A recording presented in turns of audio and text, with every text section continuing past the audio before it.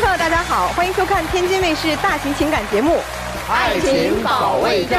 好，来看一下今天我们的强大的情感疗愈团的老师们。大家好，我是吕阳。感情能否长久，标准都藏在细节之中。大家好，我是律师任占民。学法、知法、守法、用法，法律让我们的生活更美好。大家好，我是严品红。其实爱很简单，就是下雨的路为你撑一把伞，好吃的饭给你留一半。大家好，我是演员白庆玲。喜欢是一见你就笑的乍见之欢，而爱是忠诚、责任、包容和坚守。大家好，我是曲伟。婚姻里最怕的不是谁对谁错，而是一个人活成陀螺，而另一个人呢成了看客。好，欢迎各位老师。那接下来我们一起认识一下今天来到现场的嘉宾们。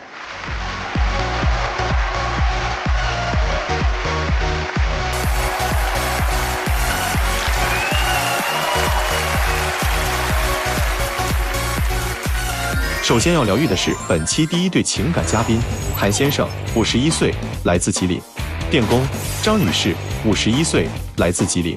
家政，他们究竟遇到了怎样的情感困惑？感情中最大的问题，我对他都够好的了，他一点都不知道感恩。他天天喝酒，没事就得闯点祸。感情中谁付出的多？我呗，大事都是我在扛，我还得为他在兜底。我一心想着家里，他天天胳膊肘往外拐。你希望对方做出的改变？我希望他念我点好，别跟我总提离婚。把酒戒了，顾点家，要不就赶紧离婚。哎呦，这谁先来讲一讲啊？这20-30年的日子怎么过到现在变成这样？我今天来这里主要的诉求就是他经常喝酒，对家里不管不顾，我现在实在忍受不了了。我是有点爱好喝酒，什么程度？一天能喝几瓶吧？那一周喝几天？一年365天，基本上是300天都在喝酒。他每天不是喝酒，就是在喝酒的路上。我的职业吧，最开始是开饭店的，受工作影响嘛，陪客人喝酒。之前在我们当地的景区开了一家饭店，刚开始的时候买卖还是挺好，因为我们2个人忙不过来嘛，所以就多请了几个员工。他呢可倒好，一到逢年过节就请员工出去搞个团建啦，出去放松放松。刚一开始的时候吧，我也没太理会，我寻思适当的出去放松放松也行，但是后来他就越来越控制不了了，隔3差5的就带员工出去喝酒 KTV。我们饭店平时是5点进货，他有的时候是恶劣到什么程度，喝到5点还不回来。早晨5点，早晨5点还不回来，喝一宿。对，喝了一宿。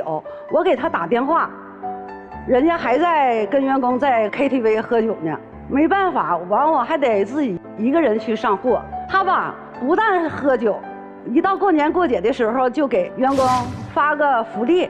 就因为我们家的饭店做得非常好，我给员工发点红包，他总是在后面斤斤计较。你老婆的意思是说，你年底发的那个红包是奖励员工平常陪你喝酒的钱？就是他一天喝点酒高兴了，就是喝上头了，心情好了就想发就发。因为这事儿我俩经常吵架，他不光说的给这些员工发红包，平时的时候还跟这些员工没事儿又称兄道弟的，又解解闷闷的，导致的这些员工上班的态度非常的不积极。就这还不算，他开饭店的时候还结识了不少狐朋狗友，跟这些狐朋狗友经常到店里白吃白喝，吃完饭就走，也不买单。确实，我有些朋友吧，到我的店吃吃喝喝的，有的是有钱付饭费，有一部分呢他条件不好，没有钱付饭费，人也没说不给，说月末开支就给送来。我妻子呢总背着我打电话朝我们哥们要饭费。他这一桌吃饭不给钱，基本上我都得卖10桌，我才能把这一桌的钱赚回来。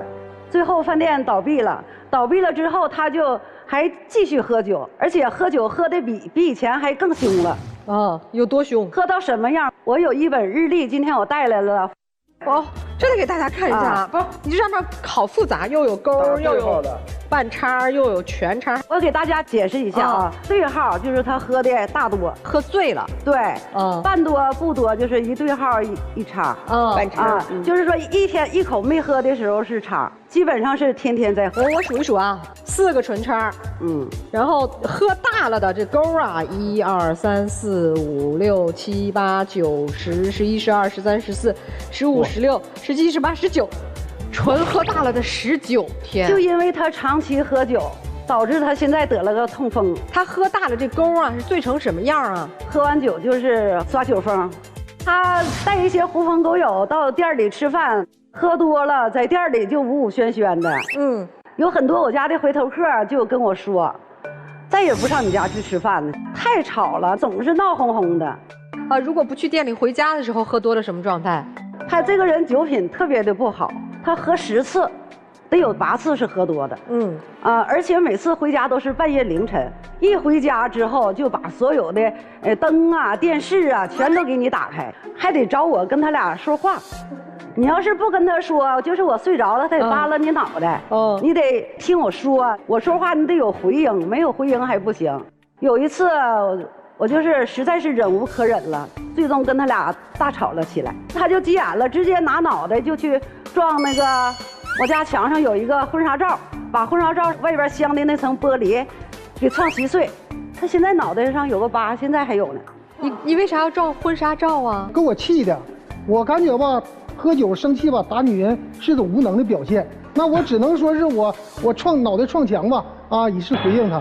那不也没出息吗？这个表现也不咋样，真是。是，我也知道，我喝酒喝的人吧，已经喝到没有底线了。嘿，你也知道喝到没底线了醒了以后我自己总结的。那还喝啥呀？不行了，我已经喝酒喝的已经着迷了，不喝酒睡不着觉。痛风严重吗？现在？痛风吧，大约1个月1次2次吧。他这是一犯病之后，自己不能干活不说，我还得在家照顾他。我一照顾他，我的工作也耽误了。最严重的时候，我还得连背带扛的送他上医院。你说这不是闹得2个人得不偿失吗？你们的生意黄了之后，他不是去做了电工吗？对，除了喝酒啊，对家里这些表现，他去做了电工以后，在网上接一些单子。记得有一次，他这边正接个单子，马上就要出发了。结果有个朋友来电话说的家里电表坏了，让他帮忙去给修一下电表。我的意思就是说，你可着那个赚钱的活儿，咱们先把那个钱赚到手，你下午或者是晚上再帮他修也可以，是不是？那就不行，立马就把单拒了，就得去帮朋友去修电去。老师，你看，这都是女人的想法。我作为一个男人来看，那是我最好的好哥们儿他的电路坏了，让我第一时间去帮他抢修，难道这有错误吗？挣钱的事可以放一放啊。外人都特别的重要，对家里边不管不顾。我记得那时候是我女儿还上小学，放学的时候需要人接。那天她中午之前，人家就找朋友去喝酒了，正巧赶上我家我母亲生病了，我就带我母亲到医院。我一看时间赶不上接孩子了，我就给她打电话，我说你回家接一趟孩子，我陪妈在医院看病。不行，我喝酒呢，没时间，接不了。那天是我请我几个哥们吃饭，中途我撤场了，那把朋友放到那儿，那是一个男人应该做的事情吗？那孩子谁接啊？没有我这爹，那他的孩子就没人接了吗？没有你这爹，他的孩子也能长大。实话是啊，我借着酒劲儿，我也心里话呀。怎么会有这样的父亲？我们听出来了，这孩子反正是没接。不光是跟我姑娘，有一次就因为他喝酒喝多了，半夜回来。喝的里倒歪斜的，走道都直撞墙，把我家的一个暖水壶碰洒了。当时吧，我儿子的有一个很重要的工作文件，就让他用水给浸泡了。人家转过身来，就跟没事人一样，还矫情的说啥？说孩子，你自己重要的东西你自己不经过好，你还能怨我吗？我儿子当时也跟他俩大吵了一顿，结果一赌气走了，到现在基本都不咋回家，有的时候也就跟我打个电话。因为这个，他总说啥，这孩子都不跟他亲。你说就这样，孩子能跟他亲吗？他不都说了吗？没他这爹，孩子不是照样也长大？他也是，经常吧在孩子面前吧挑唆我这个父亲啊没有能力。你说这孩子都这么大了，什么事儿他都看得明白的，这事儿还用得着是我教唆吗？大姐，他现在赚的钱交家里吗？交你吗？不交，他赚的钱能还个房贷，剩下就找狐朋狗友喝酒了。我现在就是因为贴补家用嘛，白天的上午的时候在超市上班，下午我就去做家政，为了想多赚点钱嘛。孩子都上学，哪都需要钱，而且我一天累的腰酸腿疼的，胳膊腿都麻。回到家有的时候晚上都9点多，一到家连一口热乎的饭我都吃不上，我还得自己买菜做饭。他干啥呢？翘着二郎腿坐那看电视。那做饭不就是女人的事吗？我在外边辛苦一天，我在这边打拼一天，挣钱也非常辛苦啊。我不辛苦吗？难道我为了家里这个支撑这个房贷，支撑家里的水电费啊？是不是我一天也出去干活，也是为了赚钱，也忙去了，一天也累得够呛。哎，你除了赚钱，什么交房贷，你心疼你媳妇儿吗？结婚当初吧挺心疼的，但是随着饭店黄了以后吧，我就感觉到了我没有挣钱的能力了，没有挣到大钱了，就挣一些小钱。他对我就是有看法，那你不应该更对他好一点，多照顾一点？但是我认为我家的大事我也没掉过链子啊，我一直在扛起我应该做的事情。比如说我们家这个买这房子交房贷，比如说水电费，我一直也在积极的去在做。除了没有做饭，在其他方面你有照顾你爱人吗？我这一天吧，喝酒喝的也里老外邪，也没太注意这事。自己也知道。其他方面，他头几年有病啊。住院住了20多天，我是日夜照顾他。可别提住院的事儿了，你要是不提还好点儿，一提住院，我生病住院，我就更气不打一处来了。他吧，表面上美其名曰的说是照顾我，结果照顾你是怎么照顾的呀？人是去了，还没等到中午呢，提前就把酒局约好了。到点了，人家就去喝酒去了，一喝2、3个小时回来了，喝得醉醺醺的，浑身都是酒味儿。回来之后就在这个病房屋里背个手就晃悠，我啥都指望不上他。他一身酒味在医院多不合适啊！所以人家都烦吗？到了晚上睡觉，租了个床，晚上躺下的时候比我还早，没等我休息，人家先躺那儿了。因为他喝酒嘛，躺那儿不到1分钟就开始打呼噜，这呼噜嗷嗷的，给整个病房连病人呐那都烦坏了，而且一睡就是这一宿。第2天早上得人家那个大夫来查床了，还得扒拉他才能起来。他只是说我的过错，他在我不知情的情况下，在外边借了不少钱，啊，我也是非常生气的。我最后也是帮他还上了。借了多少呢？我知道的时候已经是欠到人家是28万了。啊，这咋回事啊？是这样的。刚一开始的时候是我有个朋友，他遇到困难了，需要4万块钱。出于热心肠吧，我就在我同志那儿给他借的钱还上了。结果我这个朋友他就跑路了，这个当时我就跟他说了，我说的你帮我想想办法，咱们把这4万块钱还上。这当时也确实是我的错，我没想到我们夫妻这么些年，我又遇到困难了，他不但不管我，而且因为这事儿他天天骂我，跟我说啥自己惹的祸你自己去扛，这事儿跟我没有关系。他当时不是不管我吗？我就得想办法呀。但是后来我就听我的朋友说，有一种投资，那个能赚钱快。我这也是思想也单纯，头脑一热，因为着急嘛，着急就把这个钱还上，我就跟他俩做投资，结果也没赚钱。后来又说什么理财呀赚钱，我是为了借钱还钱，结果可倒好，干一样赔一样。我问一下这女士啊，大姐，你这借的钱有没有用到家里啊？没有。这个大哥知道吗？当时4万块钱的时候他知道，是事前知道，是事后知道的。4万块钱他当时就知道。这是理财啊，投资啊，他借了这些钱，欠了这些钱我不知道。事后吧，是听到我家的孩子啊对话的时候，我才听到。最后这钱还了吗？啊，最后我还了。怎么还的呢？我家里有个这个地方拆迁呢，给我们一部分补偿款，给了20多万。在我个人面前，我又借了一部分，凑齐了28万。我是现在说句心里话，当时我欠4万块钱的时候，他不帮我还，我就已经彻底的心寒了。当时我就想着，如果我把这个4万块钱还完以后，我就不和他过了，我就和他离婚。结果我也没想到这窟窿越来越大，但是现在这个钱已经还上了，我就是说放下一块心病吧，我这以后也没有什么牵挂了，不过了，坚决就是不能和他过了，因为啥？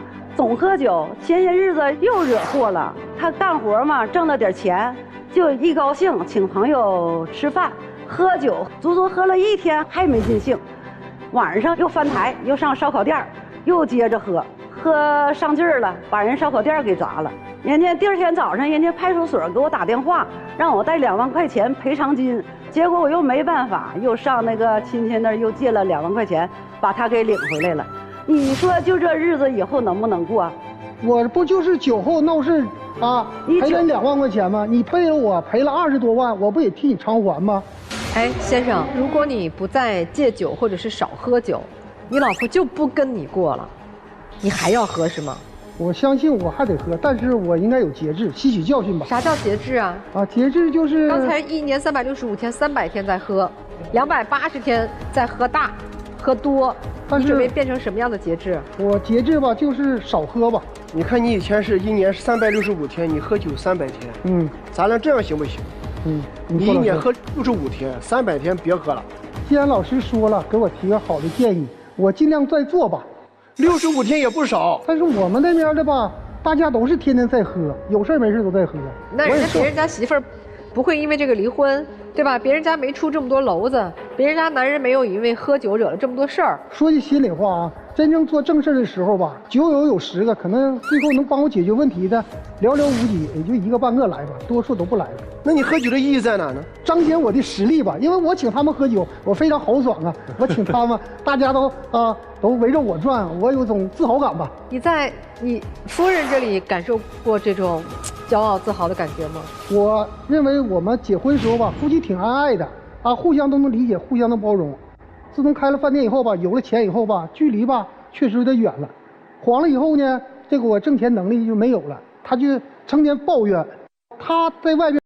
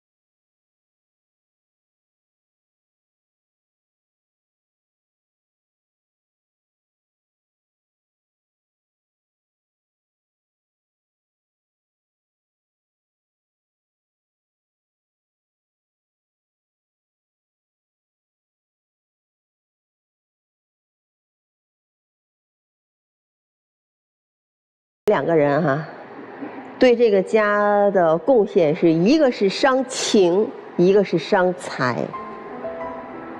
我觉得你们之所以现在让我们看起来你们还能共同站在这个舞台上，你们还捆绑在一个婚姻里，我们刨除孩子的这一层原因，我觉得是因为你们始终觉得这个婚姻存在的意义是可以给你们托底，但是他托了你的底，欠款都还上了，却不一定能拖得住他未来继续消耗的底。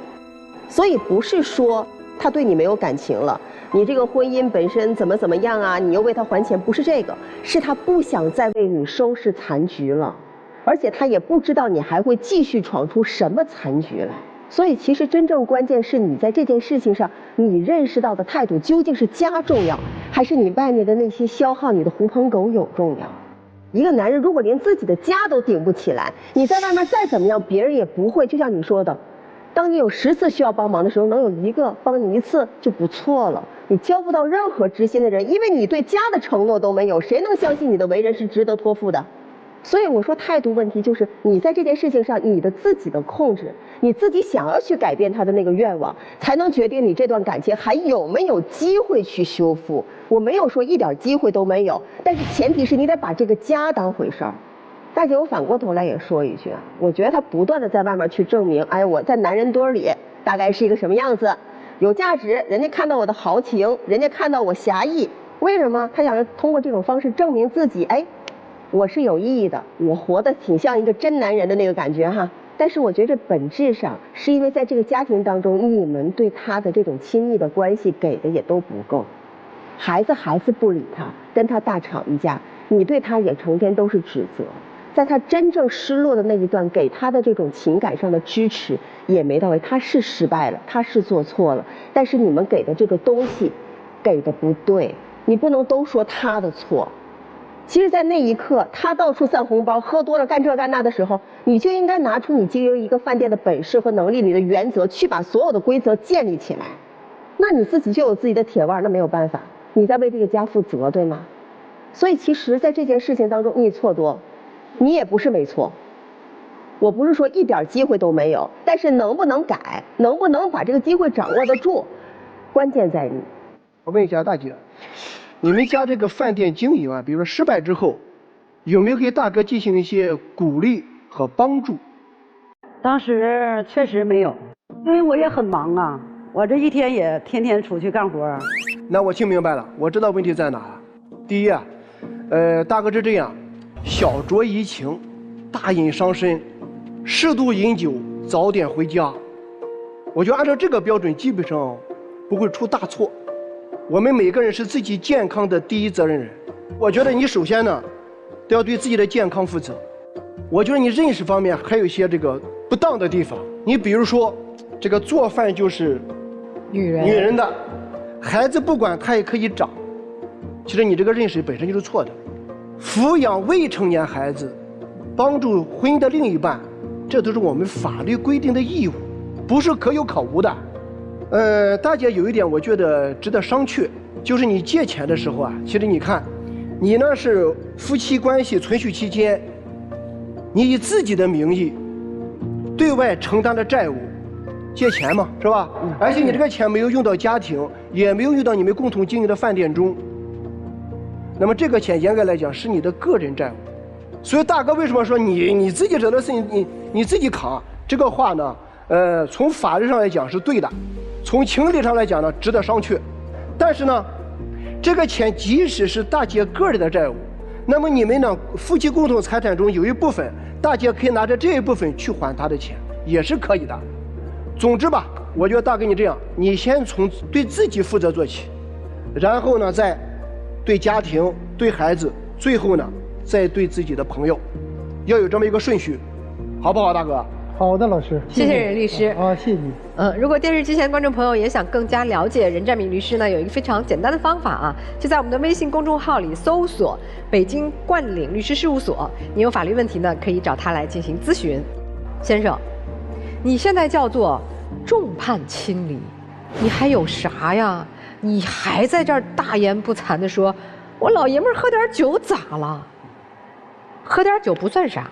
问题是你喝酒耽误了你的人生，你喝酒背后你的那个自尊心，那个特别可悲可怜的大男子主义毁了你的一生。我们认清现实不好吗？生意黄了不赚钱了，咱就踏踏实实去赚钱不行吗？赚了钱交给媳妇儿不行吗？店开黄了，那咱情感上陪伴上多给妻子一点，把这个弥补回来，平衡了，日子还能照样过吗？谁管你啊以后？换句话说过来，为什么以后没人管你啊？你在过往30年中，你管过别人吗？你在乎过你老婆的感受吗？你跟她说过情话吗？你在她难受的时候、伤心的时候、生病的时候，给过她安慰吗？没有。我觉得他给了你很多机会了，甚至他让你帮忙还4万块钱的时候，我觉得都是给你机会。否则，她一个这么吃苦耐劳的女性，一天打2份工，上午一份。下午一份，我觉得他靠自己的双手也还得了。要你干啥？你自己都说没有我这爹，孩子也能长大，没你这老公他过得更好。所以我觉得，如果你还想自己以后晚年的生活，身体能健康，心理能健康，有人至少看你一眼，你要再喝这个酒啊，你完了。妻子，我说2句啊，虽然我觉得在这个婚姻当中，你的丈夫表现得更差。但我觉得你表现的也不算好，看结果，30年了改不了喝酒的臭毛病。30年了，你借4万块钱他都不愿意帮你还，你又给了他多少爱？你有没有付出很多的温暖和爱给他，唤醒他那颗烂醉的心？你得关心他，你得爱他，你得在乎他，心疼他。我觉得你也一点都不心疼他，他宁可花钱装大头去要那点朋友给他的自尊和面子，因为你不给他呀。所以我们都反思一下自己的过往。我是希望你们以后晚年的生活至少健康，有人惦念，一心向善，好吧？各自努力吧。我觉得这位女士挺不容易的，我挺心疼她的。同为女性吧，我觉得一个人面对着这样的丈夫，身心疲惫，打着2份工，也许她给这位男士的爱和表达温柔温暖可能是比较少，但是她已经无力给予这一切了，因为她身心疲惫。她唯一的错误就是那个4万块钱的口子，最后把它撕大了，就变成28万。我相信你今后不会再犯这样的错误。说一下这位男士吧，可能你在朋友在所有人面前你都是一个好人，但实际上你对你自己最亲最近的人是最无情的。殊不知，一个对自己最亲最近的人都能那么无情的人，他是不可能对任何人有情的。所以一切都是你给自己画的一个假象，一个泡影。实际上你自己本身就是一个酗酒的人，一个因为酗酒而丧失理智的一个无情的人。刚才说了一句特别不尊重女人的话，你说做饭就是女人该做的事情，我一个老爷们为什么要做饭，对吧？对呀。还对呀，还对吗？那你做饭生孩子，是因为你身边所有的朋友都那么说，因为你接触不到这种高端的朋友，你只能接触这些同频的人，所以我觉得大姐她改不了，你信我的，真的她改不了。我觉得压垮你们之间关系的最后一根稻草就是那个4万块钱的债务，从4万引发出28万的一个债务，完全把你们之间的感情全给消耗掉了。所以说，我不认为你们俩真的是可以继续在一起，因为他不会改，你的老公一时半会儿是改不了。就在刚刚，他还在说好吧，我少喝点，但他根本做不到说1年300天不喝。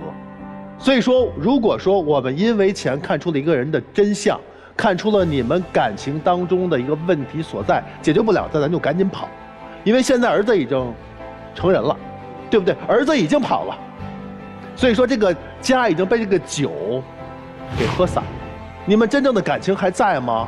早就被酒给喝散了，所以说没有任何必要再继续下去了。所以何去何从，你们自己思考吧。还有没有在一起的空间？还有没有调整的空间？你们思考一下啊！来，2位请下来，我们听听小情侣的故事。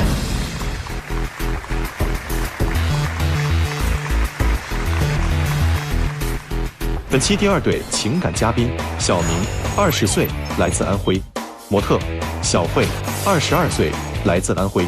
学生，那么他们又遇到了怎样的情感困惑？这段感情和你预期想的一样吗？差不多吧，我很喜欢他，也很爱他，但我总惹他生气。我给他解释，给他认错，他也不听，我也很无语啊。很不一样，他特爱玩，很自恋，他觉得全世界的女孩子都喜欢他。我感觉他做事很不靠谱，我真的很心累。你希望对方如何改变？他的行为思想特别传统和古板，这点一定要改，还要及时行乐，享受当下，享受我对他的爱。我希望他成熟一点，性格收敛一点，别整天嘻嘻哈哈的，觉得我好糊弄。哎呀，这确实是2个小年轻的恋爱啊，这特别不愉快。是谁要来的呀？是我导师。我觉得他就是一个典型的纨绔子弟，就又幼稚。当时一开始追我的时候，就对我挺好的嘛，然后后面就是感觉追到手了就不珍惜了，就是喜欢去酒吧里面喝酒，交一些异性的朋友。我感觉他有点欺骗我，而且根本就不在乎我。他去酒吧喝酒，你没跟着一起去啊？年轻人玩也玩吗？没去，就是之前他有一次过生日，一起吃完饭各自回家了。谁知道他又去转场跟他朋友去喝了一场，我又不知道啊。要不是他朋友发朋友圈，我看到他喝醉了，搂着几个女的，那他这不是纯属就是欺骗我吗？你怎么还搂着其他的异性啊？那没办法，长得太帅了呀，那别的女的可能对我有意思嘛，往我身上扑，那就被录下来了呀，让他们发朋友圈嘛，没有办法。哎呀，天哪，你真的没见过长得帅的吧，朋友？哎，那他去酒吧会出现这样的情况？他刚才说他的工作是模特，那是不是也有很多和女孩子合作的这个机会啊？对，所以我就有点吃醋嘛，我就挺生气这点的。而且我觉得他家庭条件挺好的，就是根本不需要去做这个模特行业。他去做这个模特行业，纯属就是因为自己自恋，就可以交一些异性朋友，可以去搭讪嘛。然后他之前还喜欢玩机车，他有一次骑着机车跑到山东那边去，然后摔了吧，我觉得很危险啊，而且玩机车也很费钱。他没钱的时候，他去找父母要，他父母要是不给他的话，他就找姐姐要。我感觉就是完全给家里惯坏了，惯得乱要钱，还乱搭讪女孩子，有没有？家有钱的我也没办法呀。你有没有搭讪女孩子吧？人家主动找的我，对吧？这跟我也没有太大关系。那你有没有做出一些调整，让女朋友放心？那我跟她说了呀，对吧？我之前追她的时候，那染个小黄毛，对吧？我带照片了，要看一下。看一下，以前是这样的造型，对吧？就以前就比较喜欢染黄毛，然后我也有自己的个性。后面跟着她，后面呢也是听她的改造，然后呢给我改成这种风格。哎，女朋友改完之后你满意吗？我本来是挺满意的呀，因为确实是我喜欢的风格。这改完之后好像比以前更帅了呀。对啊，我就是想提升一下他嘛，他就觉得我就是老是挑他毛病。那你岂不是更不放心了？那不是，因为我自己是做穿搭的，看着也舒服呀。他染了一头黄毛，看着肯定就不舒服。所以男孩是说我为了你我也改变了，你喜欢的造型我就去努力尝试了。那他讨厌的你和女孩子的这种接触，你有没有去改变一下呀？那我当时也跟他说了呀，我说我以后再也不去喝酒了呀，对吧？现在基本上就是想着以后跟兄弟之间，就是好朋友他们开个电竞酒店啊，然后在酒店里面喝，不去酒吧了。他说的是真的吗？不去喝酒了？他喝其实也喝，我就说他当面一套背后一套，就是偷偷的，我感觉他就是在欺骗我，背着我去喝的。我看到本子上他自己承诺的，说距上次喝酒已经是5个月08天了，真的假的？是有那么多时间了，就是，其实我也不太喜欢喝酒，我主要是喜欢那种氛围。不是，他说他5个月08天没喝了，你信不？我不信，他肯定偷偷就喝过了。没喝，这没法调查，是吧？哎，大姐，你老公要是5个月08天没喝酒，你是不是能心情好点？那是不可能的啊！对，他也认为不可能，肯定偷偷喝了哈，所以还是不相信他。对，这女孩子的边界感他有没有调整啊？被你发现了跟女孩子拍照片之后，我后来也原谅他，他当时不就哭着跟我说嘛，然后我就对，然后就有点心软了，想着毕竟谈了1年多了嘛。那他有没有改变吗？改了，我一开始做模特，然后天天跟女的出去拍照，因为她们也是女模特呀，对吧？我工作原因啊，然后呢，她就会吃醋生气。那我就跟她说，我说以后这种有异性的活动，我基本上都给推了。其实我做模特，我也想给她以后有更好的生活呀。做模特是给她赚钱。对呀，我不需要，导师，我根本就不需要他这样做呀。而且我感觉他家里不是挺有钱的吗？就是他不是为了赚钱给你的，对，他就是享受做模特的那种嘚瑟的感觉，对，这样被人追捧的那种感觉。就女生的意思是，就是说。你其实可以往家里要钱就行了，不用自己去那个抛头露脸的。那我也有上进心啊，对吧？对，这直接把我给否定了呢。小明同学，你只有20岁，你不上学去做模特吗？当时大学没考好嘛，然后后面也打算就是家里面出点钱，出国留学嘛，深造一下。那你还出国留学吗？去。说到出国留学，我就非常的生气。之前我过生日的时候，明明答应过我，就是一直陪着我。他说要留在安徽这边工作嘛，然后找个稳定的工作。谁知道他后面就突然间变卦。如果他一开始说他可能会出国留学，那我可能还就是会好一点。他明明答应过我，他后面又转说他要出国留学，9月份要出国留学，那我肯定生气啊。他这个不是不遵守承诺吗？今年9月份就要出国留学啦？对。你做好准备了吗？我已经做好准备了。英文考过了吗？去的是澳大利亚。澳大利亚不需要英语吗？需要，但是。雅思考了几分？已经在学了。我说你要等我2年，对吧？我说2年回来我跟他结婚。他家也催他，我都不知道为什么他家催他结婚了，就是给他介绍相亲对象，还天天在我面前说他那个相亲对象长得又没我一半帅，我不知道他催这个有什么用。你还见了相亲对象啊？那是家里面介绍的，我也没办法嘛，而且我也没去见面。我跟他说，我就是想让他有点上进心，他整天就知道吃喝玩乐。哎，我问一下你姑娘啊，你觉得你的男朋友啊，你看他们老说自己帅嘛，也有很多女孩喜欢，那他对你呢？你觉得专一吗？我觉得其实他有时候对我挺好的，但是他就喜欢背着我偷偷去酒吧跟其他朋友玩，你也不知道他会做什么。那你自己说一下，你专一吗？我特别专一的，我当时对他真的是一见钟情啊！那看到他那个目光都移不开，然后我就天天满脑子想着他。后面朋友撮合，好不容易追到手，那我肯定好好珍惜啊。但是我觉得我玩归玩，我爱他还是爱他的呀。那你出了国之后，这2年之间和你的女朋友怎么相处呢？平时打视频啊，对吧？发信息，他也喜欢打游戏，我陪他打游戏不也可以吗？我觉得异国恋的话，根本就没办法走下去。他整天他这么爱玩，他喜欢爱玩，他出去交友，那我出国了不纯就是放飞自我了吗？他说他不是眼里都是你，只爱你。他光说这个，怎么能相信呢？我跟他说了，我说不行，我走的时候去他家跟他订婚呗，给他个承诺呀。哦，你看人都说了。他都不稳定，让我家里面人怎么说呀？而且都没有上进心，我觉得我跟他的价值观都完全不一样。他出国不是为了深造学习吗？我感觉他就是玩，他有钱他就是去玩，对，根本就不在乎这些。你觉得他这个就是，当然20岁本身就很年轻啊，但他是那种。在某一方面还是有那种成熟度的小孩吗？情绪平稳吗？他一点都不平稳。之前有一次上课忙，没有回到他信息，不是很正常吗？没有接到电话，不也是很正常吗？他就生气，直接拉黑删除，然后后面估计又反悔了吧，跑到学校来质问我，说我为什么不接他电话，为什么不回他信息？我本来想跟他解释的，他一点就炸，我怎么跟他解释？那他忙之前，他为什么不能先给我发个信息，告诉我去忙了呢？然后忙完之后，为什么不能打电话呢？我微信是给他拉黑了，我承认。那他为什么不能打个电话给我呢？不是你为啥拉黑他呀？那我生气啊！你生啥气啊？我给他发信息、打电话，他也不接，也不回。那你觉得他干啥去了？我就觉得他跟学长啊或者学弟啊，对不对，在一块散步。在学校我怎么知道他干嘛呢？哦，就像你那个去酒吧玩第2场，然后他找不着你啊，觉得你也是干了这些事儿。差不多吧。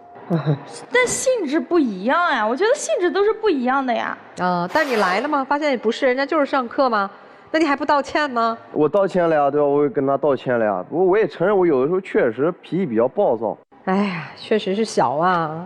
哎，这个男孩为你付出过什么吗？或者让你看得到的他对你的好？他之前做那个，我不是弄穿搭的嘛，他老是偷偷的，就是给我投流，我根本不需要他这么做。就好像他在施舍我，显得我好卑微一个。我不需要他这么做呀，赚了些钱我够自己花。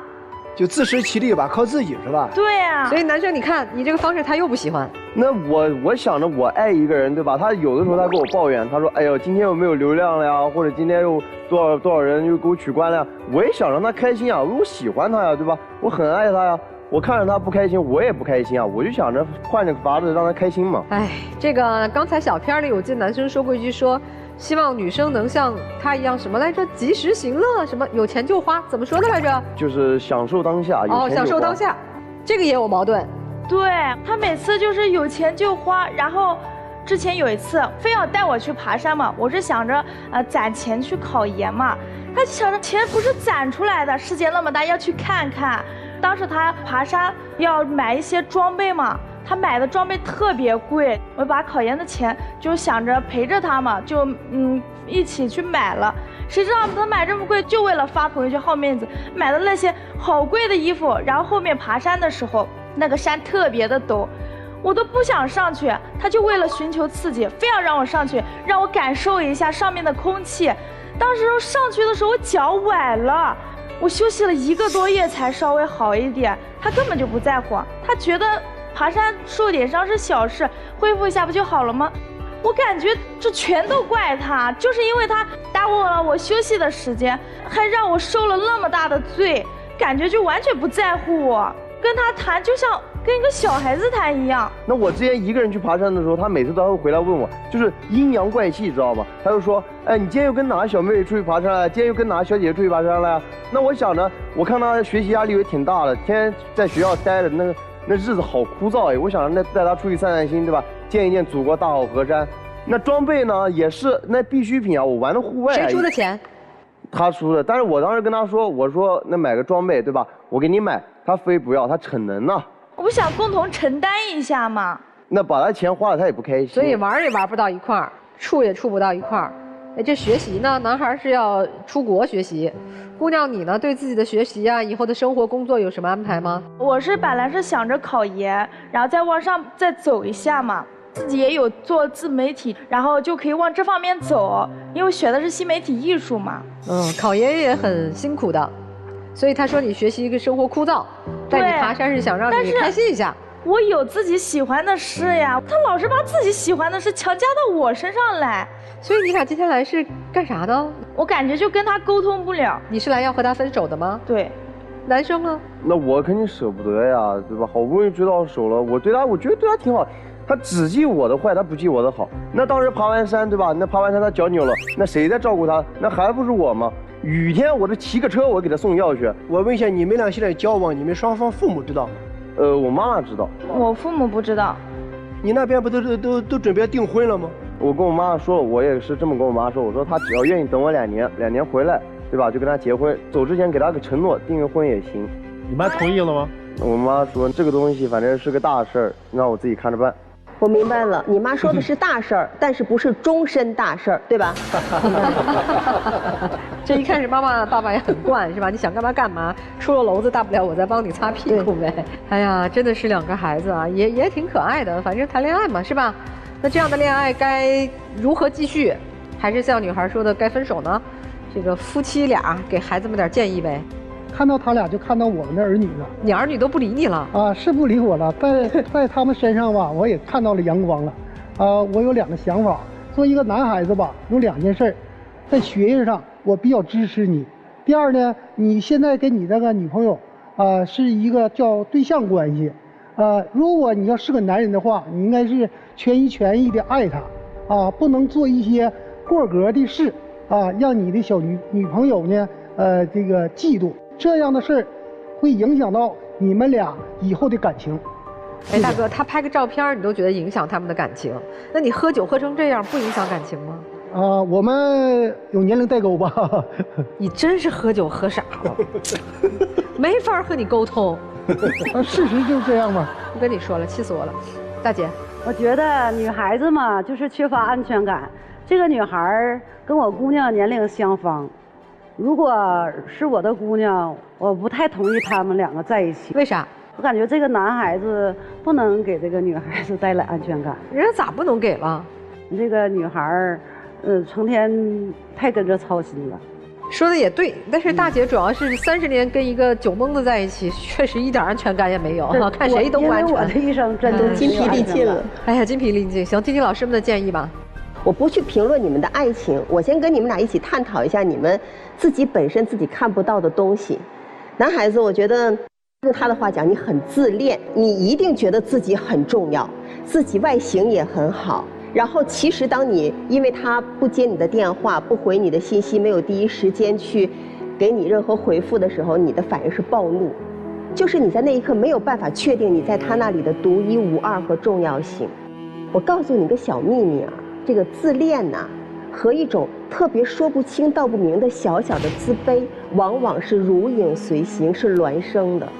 这个自恋你表现出来的是自己，比如说很帅、很阳光啊，然后自己感觉自己都对自己很多家庭条件、各种各样的背景都很满意呀。但其实你表现出对他的态度，你又很敏感，你总在不停地去证明、要求他证明你在他那里的独一无二。你是做穿搭的。穿搭博主就包括你对他形象的改造，刚才我们严老师也说了，改造之后看起来更顺眼、更帅了，你放心吗？你在追求完美，完美可能是你做这个行业当中一种本能的东西，但这个本身会给你一种禁锢，所有的不如意你都是不能容忍的。所以从这2点上来看，你们俩真的半斤8两。要不刚才都说呢，都是孩子哈，我给你们各自规划一个对于未来发展的一个小建议好吗？男生，我觉得你要去见世界，按照你的方式去看看这个世界有多大。刚才白老师说过了，更帅的你见过吗？你一定要经过真正的打击。真正的那种在内心当中受伤的感觉，被打到谷底了，你才会重新建立起来，慢慢走向成熟的那个步骤和阶梯。女孩子，其实我觉得你判断她是潜力股，对吧？看着都很好，但是你不是她的那个发动机，你没有这个能力，因为她的家已经给她了一个很好的发动的原动力。你真正应该做的就是做好自己的事。你们两个人真正应该见的是各自给自己一个时间，你不要给承诺，你的承诺在现在这一刻太幼稚，什么都承担不起来。比如说3年之后、5年之后再相见，我期待你们可以在顶峰相见，而不是在山底下相互拖拽。先说小明吧，小明呢是第一，自恋、自信，又有那么一点点自卑，长得帅没办法，家里有钱没办法。别人追我没办法，我问你个问题，你觉得你有没有曲老师帅？有是吧？你看，这就叫什么？这叫满满的优越感。我也承认他比我帅。不，他只是比你年轻。但是我敢承认他比我帅。啊，对，我们眼里曲老师比你帅，但是曲老师自谦说没你帅，所以他不会因为帅而让自己特别洋洋得意。其实，曲老师的回答才是真正的自信，自谦自信。你给我们是满满的优越感，这个优越感中呢有一种浮躁，或者就是用女生上来的第一句话，她觉得你有点幼稚，所以我觉得这方面呢你需要沉淀，需要历练，而不是盲目的去自信。你们现在还真有点不合适，双方都需要规划人生，双方都需要提高，双方都需要历练，甚至双方都需要磨难，在这个基础上，你们再谈婚论嫁。彼此都给一点时间吧，这就是我的观点。谢谢任律师。如果电视前的观众朋友呢，也想更多的了解任占敏律师，您在微信公众号当中搜索“北京冠岭律师事务所”，就可以和他取得联系。如果有法律问题的话，可以向任律师进行咨询。哎，我觉得你们俩挺好的呀。那年轻人谈恋爱不就是这个样子吗？你吃我的醋，我吃你的醋，对吧？很正常。我觉得20多岁的爱情，可能就是你们说的这个样子。唯一让我们觉得别扭的是，这个年龄除了爱情还有很多我们要去珍惜的，要去成长的，要去努力的。不是说自己家里条件好、形象好，我们就可以洋洋得意的说我赢了全世界。我觉得你在你们俩的爱情当中，男生你一点也没有赢，你用的方法根本不是这个女生欣赏的一个成熟的男孩子用的方式。比如说你认为给他投流，帮他去多赚一些零花钱，他认为是对他的不尊重，因为你不够成熟，因为你用的是你家里人的钱，所以你不懂一个自尊自爱的女生是希望通过自己的双手为自己创造财富，赢得尊严。第二，你爱玩，你什么玩机车，你去酒吧喝酒，都需要钱的。你的钱来源是你的父母，你拿着父母的钱在嘚瑟你自己的人生，我觉得这也是这个女生不太能和你一致的地方。她是需要自己双手挣得未来的，你越这么做她越反感，觉得和我太不一样了，我没有安全感。其实你的给她的不安全，不是说你跟女孩子多拍了几张照片，是因为你不尊重她的价值观。女生其实你也不太接受男生这种比较放松呀、松弛呀，反正我学生时代我就玩玩乐乐，我也有点小规划，我还想出国，你也不接受这个，你不接受他的价值观，因为你放松不了。你未来人生的路是得自己一个脚印一个脚印去走，他不是，所以是你们最核心的观念的不一样，以及双方都不够成熟，不愿意向对方靠拢，走到你们今天怎么相处都不愉快。我觉得不重要啊，爱情本来就是磨合，这么年轻的时候怎么可能就碰到两个人特别契合的，就这么处着吧，把对彼此的喜爱呀，不管是颜值上的喜爱还是性格上的欣赏，就这么在一起处着吧。你也不要阻止男生去出国留学，我觉得是他奔向更好人生的一个开始，就让他去留学。如果你们有真爱，能够共同成长，说不定他2年以后回来找一份稳定的工作，你们就真走在一起了。如果不合适，也就慢慢淡了，各自开展新的人生就好。我觉得总体听下来，这个女生还是挺有骨气的。你拒绝这个男生就去给你投流，给你花钱，包括这个男生对你，我也觉得是真心喜欢的。所以我觉得你们俩这份感情至少是很单纯、很真挚的情感。但是就是说现在你们俩去计划将来，其实上真的太早了，因为我们在这儿可能各位老师说了很多计划，或者是你们两个之间也商量出来的计划，但是人生真的是那种计划赶不上变化快。也许你们此刻当下的情感是很真挚的，但是将来遇到什么样的事情，又有怎样的变化，其实是大家都说不准的事情。所以就是好好相处吧。还有我想对这位男生说的是，男子汉呀，他是要有担当的。除了说是家里给予你的好的经济条件或者好的外形之外，我希望在若干年之后，你可以体会到一个男子汉真正的这个魅力，不是光是脸和家里给你的条件，对自己的情感也能够有责任心的一个男子汉。我希望你们有个好的结局。如果说真正彼此失去的话，也是一段美好的回忆。至少你们两个人真诚的爱过。帅是一个褒义词还是一个贬义词？有的时候会混淆。如果你的帅都是来自于别人给予的，比如你的父母给予了你外在，你的父母给予了你殷实的家底儿，跟你有什么关系？男的帅在事业上是专注，在情感上是专一。因为有时候帅会给人一种感觉，说你很浮躁，你很花心，所以你就要付出更多的努力去证明我不花心，我不是你们看到那么肤浅的。所以这就是我们成年人认为的什么是男人帅。你现在不懂没有关系，因为你就是现在你的状态。但我想说的是，你改一个发色容易，改现在的本性很难。他听你了，改了这个头发的颜色，说明什么？说明对你认可吗？未必。而女生也是矛盾的，她自恋成瘾，你呢焦虑成疾呀，都不敢放她去国外深造2年。你一边在说她不够上进，一边又在阻止他上进的脚步，啊，你为什么要去工作？你为什么要去这个当模特？你家里你不有钱吗？你可以拿到钱，对吧？你说的原话，所以你好焦虑啊。所以你们现在刚哪儿到哪儿啊？在一起享受你们的恋爱和成长就行了，成长是彼此的。他的母亲说的那句话，我觉得特别经典，完全了解他的孩子，以了解年轻人的恋爱。说哦，你要结婚订婚是吧？行，这是你的大事。啊，不是终身大事，你想清楚了，你想清楚用什么？用时间嘛。而最可以让你们两个都想清楚的是什么？我现在认为反倒是距离，就是让他出去深造，你在这儿成你的长，他去走他的路。如果2年之后你们还能坐在一起说哇，我们还是深爱彼此的，那就在一起喽。小小老师说的建议啊，那我们请4位都回到站门之后稍作思考，看看你们的选择。来，请回。电视机前的观众朋友，欢迎登录腾讯视频来收看节目的完整视频。好，我们来看看这个第一对他们会做怎样的选择啊？来，请开门。哎呦，拉着手出来了。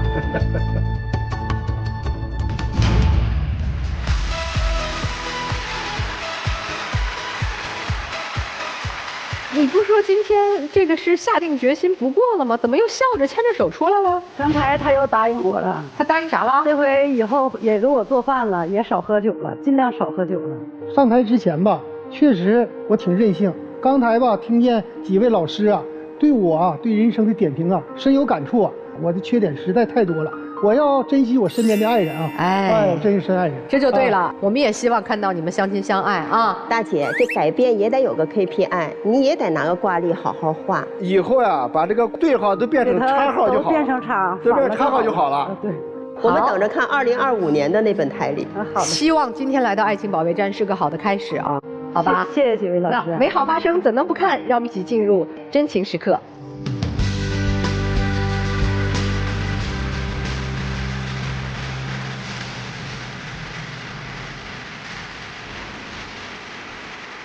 说啥悄悄话呢？你俩都是我的错。哦，都是你的错。哎，终于认错了。终于认错了。好了好了，大姐，哎呀，这既是委屈的泪水，也是喜悦的泪水哈。哎，带着你这是台历本回去继续记着啊，把对号都变成叉号。好嘞，谢谢各位老师啊，谢谢各位。这边微信我啊，好，谢谢。哎呀，我们看看这个小年轻他们的选择吧啊，来，3、2、1，请开门。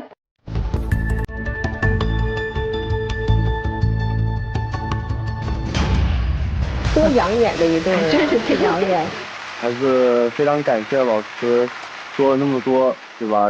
我觉得也是我人生成长中的一个经历，我会牢记于心的。好好去读书啊，你去好好出国留学，你好好考研，这上妥了是吧？然后用时间来见证我们的爱情，好不好？好。好，美好发生，怎能不看？让我们一起进入真情时刻。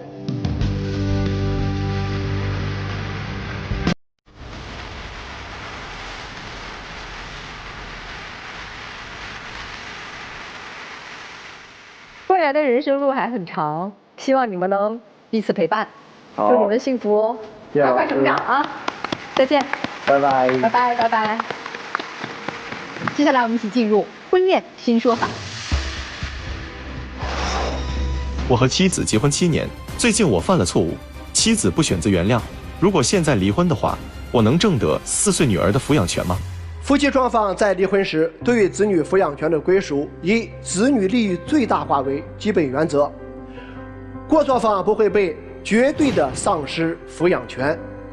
对于一般的过错，比如因出轨而导致感情不和，那么通常情况下不会直接剥夺过错方的抚养权。但是，对于严重的过错，比如家暴、吸毒、虐待子女等，在司法实践中会认为过错方不适合继续抚养子女，从而就丧失了对子女的抚养权。也感谢观众朋友的收看，感谢我们老师们的分享，我们下次爱情保卫战再见。